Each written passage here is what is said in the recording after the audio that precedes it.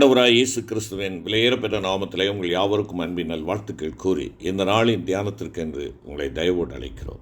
இன்றைய தியான பகுதி சாமுவேலின் 2ஆம் புஸ்தகம் 18ஆம் அதிகாரம் 1 முதல் 33 வசனங்கள்.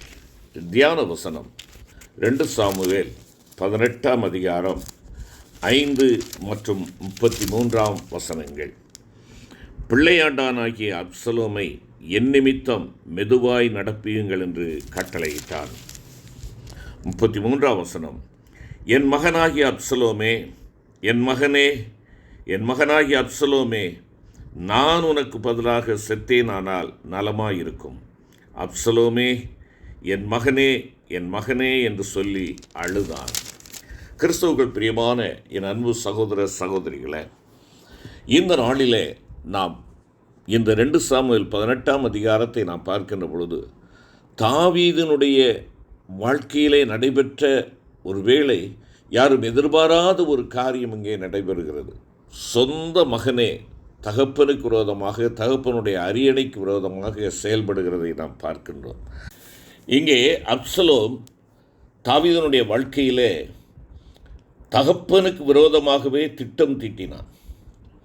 அதன் மூலமாய் தளான இஸ்ரவேலர்களின் இருதயங்களை தன் பக்கமாய் தன்னுடைய தாளந்துகளின் மூலமாக, தன்னுடைய பேச்சு திறமையின் மூலமாக கவர்ந்து கொண்டு முடிவில் தன் தகப்பன் தாவீதை சிம்மாசனத்திலிருந்தே துரத்திவிட்டான்.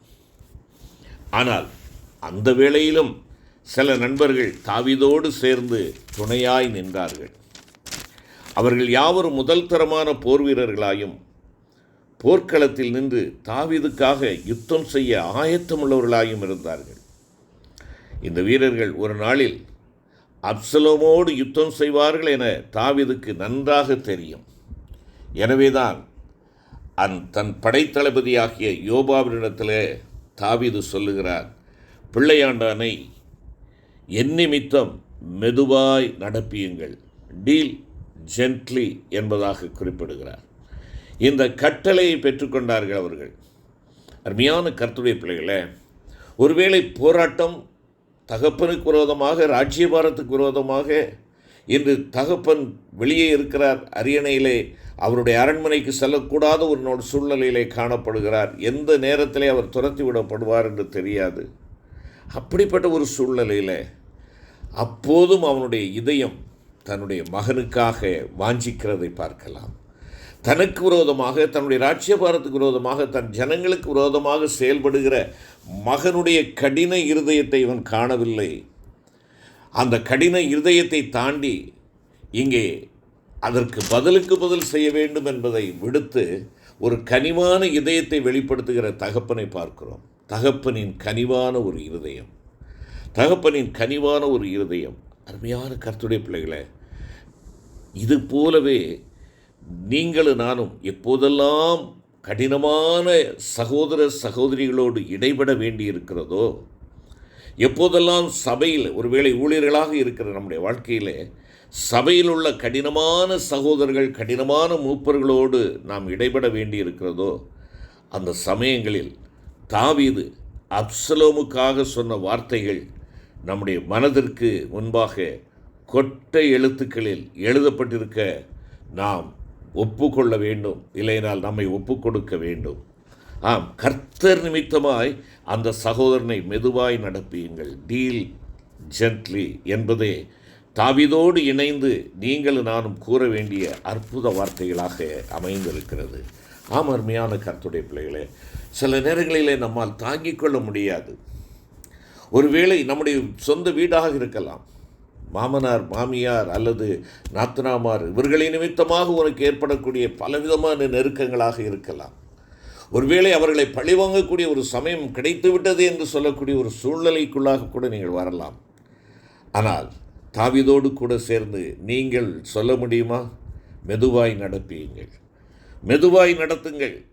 ஆம், அருமையான கர்த்தருடைய பிள்ளைகளே, உங்களை கடினமாய் நடத்துகின்ற உங்களுடைய வீட்டு தலைவராக இருக்கலாம், உங்களை மரியாதை குறைவாக நடத்துகின்ற ஒருவேளை மனைவியாக, கணவனாக இருக்கலாம், உங்களுக்கு மனவேதனையும் உளைச்சலையும் கொடுக்கின்ற உங்களுடைய மிகவும் துன்மார்க்கமாய் ஜீவித்து கொண்டிருக்கிற உங்களுடைய கற்பத்தின் கனிகளாக இருக்கலாம். உங்களை மிக கேவலமாக கடினமாக நடத்துகின்ற, உங்களை வேலை வாங்குகிற உங்களுடைய தொழிலதிபராக இருக்கலாம், உங்களுடைய எஜமானாக இருக்கலாம், உங்களுடைய பொறுப்பாளராக இருக்கலாம், அல்லது உங்களுக்கு மேல் அதிகாரியாக இருக்கலாம். உங்களுடைய இருதயம் கனத்து போயிருக்கிறதா? கனிவோடு காணப்படுகிறதா? அப்படி உங்களை கடினமாய் நடத்துகின்ற அந்த மக்களுடைய இருதயம் கல்லாக இருப்பதிலிருந்து கனிவான இருதயமாக மாற்ற வேண்டும் என்று சொல்லி உங்களுடைய கனிவான இருதயத்தின் வேண்டுதல்கள் காணப்படுகிறதா? பதிலுக்கு பதில் இல்லை என்றால் பல்லுக்கு பல், கண்ணுக்கு கண் என்று சொல்லி பழிவாங்கும் நேரத்திற்காக காத்திருக்கிறோமா? என்னை கேட்டுக்கொண்டிருக்கிற என் அருமையான சகோதரனே, சகோதரியே, பழி வாங்குதல் எனக்குரியது என்று ஆண்டவர் சொல்லுகிறார். நீங்கள் தீமைக்கு தீமை செய்யாமல் தீமையை நன்மையினால் வெல்லுங்கள் என்பதாக ஆண்டவருடைய வார்த்தை சொல்லுகிறது. எனக்கு அருமையான கர்த்தருடைய பிள்ளைகளே, மன்னியுங்கள் என்று சொல்லுகிறார் ஆண்டவருடைய வார்த்தை. யாருக்கு? எனக்கு விரோதமாக தீங்கு இழைப்பவர்களுக்கு, நல்லவர்களுக்கு அல்ல, எனக்கு விரோதமாக தீங்கு இழைப்பவர்களுக்கு. எத்தனை முறை? 7 தடவையா, 70 தடவையா? காலமெல்லாம் மன்னியுங்கள் என்று சொல்லுகிறார். அதுதான் கனிவான இருதயம். அதுதான் கனிவான இருதயம். என் ஆண்டவரிடத்திலே காணப்பட்ட இருதயம் அதுதான். எத்தனை முறை என் ஆண்டவருக்கு விரோதமாக துரோகியாக நான் அவருடைய இந்த வார்த்தைகளை அல்லல் தட்டினவனாக, வார்த்தைக்கு கீழ்ப்படியாதவனாக, ஆண்டவருக்கு பிரியமில்லாத ஒரு வாழ்க்கை வாழ்ந்து கொண்டிருக்கின்ற, என்னுடைய இருதயத்தை கல்லாக்கி கொண்டு தேவனுக்கு இடமில்லாமல் ஜீவிக்கின்ற என் வாழ்க்கையிலே என்னை நேசிக்கும்படியாய் வந்தாரே. ஆம், கொடூரமாய் என் ஆண்டவரை நான் நடத்தினேன். மூர்க்கத்தனமாக என் ஆண்டவருக்கு விரோதமாக செயல்பட்டேன். நான் துணிகரமாக என் ஆண்டவருடைய வார்த்தைக்கு கீழ்ப்படியாமல் சென்றேன். என்னை தள்ளிவிடவில்லையே. அவருடைய இருதயம் எனக்காக அலைமோதுகிறதே. எருசலேமே, உன்னை நான் எப்படி மறப்பேன் என்று சொல்லுகிறாரே. உன்னை நான் மறந்தால் என்னுடைய வலது கை தன் தொழிலை மறப்பதாக என்று சொல்லுகிறாரே. உன்னை தம்முடைய நினைவில் வைத்திருக்கும் கர்த்தர், உன்மேல் அன்பு செலுத்துகிற இதயம் கொண்ட தகப்பன், உன்னில் அன்பு செலுத்துகின்ற இதயம் கொண்ட ஒரு தகப்பன். ஆகையினாலே தான் அவர் உன்னையும் என்னையும் தேடி வந்தார். நீ நான் நல்லவனாக இருப்பதனால் அல்ல, நாம் கடின இருதயமுடையவர்களாக, தகப்பனுக்கு விரோதமாக கலகம் விளைவிக்கிறவர்களாக, தகப்பனுக்கு விரோதமாக செயல்படுகிறவர்களாக காணப்பட்ட அந்த நாட்களில் என் தேவன் என்னை தேடி வந்தாரே. அருமையான கர்த்தருடைய பிள்ளைகளே, அப்சலோமினுடைய வாழ்க்கையிலே நாம் பார்க்கிறோம். பின் நாட்களிலே அப்சலோம் கொல்லப்பட்டான் என்ற செய்தியை தாவீது கேட்டவுடன் தாவீது மிகவும் அழுது, என் மகனாகிய அப்சலோமே, நான் உனக்கு பதிலாக செத்தேனானால் நலமாயிருக்கும் என்று அவன் கூறின வார்த்தையை கவனியுங்கள். இங்கே தாவீது ஒரு ஆசிரியர் அல்ல, கற்றுக் கொடுக்கிறவர் அல்ல. அவனுக்கு எப்படியாவது அவன் செய்த தவறுக்காக தண்டனை கொடுத்து அவனை கற்றுக் கொடுக்க வேண்டும் என்ற எண்ணத்தோடு அவன் அங்கே இல்லை. முரட்டாட்டம் செய்த தன் மகனிடத்தில் ஒரு தகப்பனின் இருதயம் கொண்டவனாகவே அங்கே காணப்படுகிறான். இதயம் நிறைந்த, இல்லை என்றால் இதயத்திலே அன்பு நிறைந்த ஒரு தகப்பனாக, கனிவு நிறைந்த ஒரு தகப்பனாக நாம் இங்கே தாவீதை பார்க்கிறோம். ஒரு ஆசிரியனாக தவறு செய்த மாணவனை தண்டித்து திருத்துகிறவனாக அல்ல, கனிவோடு இல்லை, இதயம் நிறைந்தவனாக அவன் அங்கே இருக்கிறான்.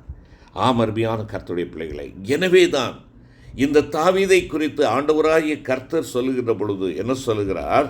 இந்த தாவீது தேவனுடைய இருதயத்திற்கு ஏற்ற மனுஷன் என்று அழைக்கப்பட்டார். இதில் நாம் ஆச்சரியப்படுவதற்கு ஒன்றுமே இல்லை. ஏனென்றால் தாவீதின் இருதயத்தைப் போலவே தேவனுடைய இருதயத்தின் விருப்பமும் இருந்தது. அதாவது, நான் உன்னுடைய இடத்தில் உனக்காக நான் மரிக்க விரும்புகிறேன் என்பது தானே தேவனுடைய விருப்பம். அது நிமித்தமாகவே அவர் இந்த பூவுலகத்திலே என்னுடைய இடத்திலே அவர் மரிக்கும்படியாய் வந்தார். கனிவான அவருடைய இருதயத்தை பார்.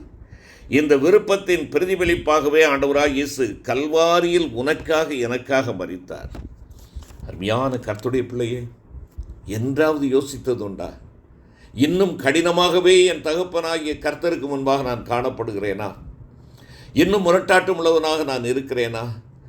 எத்தனை தான் நீயும் நானும் ஆண்டவருக்கு விரோதமாக முரட்டாட்டம் பண்ணினாலும், கலகம் பண்ணினாலும், துரோகம் இழைத்தாலும், அவருடைய கனிவான இருதயம் உன்னிடத்திலே உனக்காக மரிக்கும்படியாய் வந்த அந்த இருதயத்தை நீ எண்ணிப்பார். நீயும் நானும் கல்லிஞ்சனாக இருந்தாலும், ஒருவேளை கனிவற்றவனாக இருந்தாலும், கள்ளனாக இருந்தாலும், பக்தன் பாடுவதைப் போல கள்ளனாகிலும் நான் அவர் பெற்ற பிள்ளைதானே. நான் கள்ளனாய் கர்த்தருக்கு விரோதமாய் கலகம் விளைவிக்கிறவனாக இருந்தாலும் என் ஆண்டவர் அந்த கலகத்தை அல்ல, கலகம் செய்கிற என்னுடைய வாழ்விலே நன்மையை கட்டளையிட விரும்புகிறார். நான் கனிவுள்ள இருதயத்தை பெற்றுக்கொள்ள வேண்டும் என்று விரும்புகிறார். அதற்கு ஒரே வழி, தன்னுடைய ஜீவனை கொடுக்கிறார். அது ஜீவன் நிமித்தமாக நீயும் நானும் கல்லானவர்களாகிய நாம் தேவனுடைய இதயத்திற்கேற்றவர்களாக நாம் காணப்பட வேண்டும் என்பதே அவருடைய ஆவல். இது என்னுடைய வாழ்க்கையிலே இருக்கிறதா? நான் தேவனுடைய இதயத்திற்கு ஏற்ற தாசனாக நான் காணப்படுகிறேனா? அருமையான கர்த்தருடைய பிள்ளையே, சற்று யோசித்து பார்ப்போம். தேவனுடைய இருதயத்தோடு நாமும் ஐக்கியமாய் பிரவேசிக்கும் போதுதான் நீங்களும் நானும் மெய்யாகவே தகப்பனாய், தண்டிக்கும் உபாத்தியாயனாய் அல்ல, தகப்பனாய் மாறிட முடியும். ஆண்டவருடைய கரத்தில் ஒப்புக் கொடுப்போம். எங்கள் அன்பின் பரம தகப்பனே, பிள்ளைகள் எப்படி இருந்தாலும், சகோதரர்கள் எப்படி இருந்தாலும், எங்கள் உள்ளம் அவரிடத்திலே அன்பையும் பட்சத்தையும் இழந்து விடாது நல்ல தகப்பனாய் வாழ எனக்கும் எங்களுக்கும் கிருபை தாரும். எங்கள் ஆண்டவர் இயேசு கிறிஸ்துவின் மூலம் வேண்டிக் கொள்கிறோம் நல்ல பிதாவே. ஆமென்.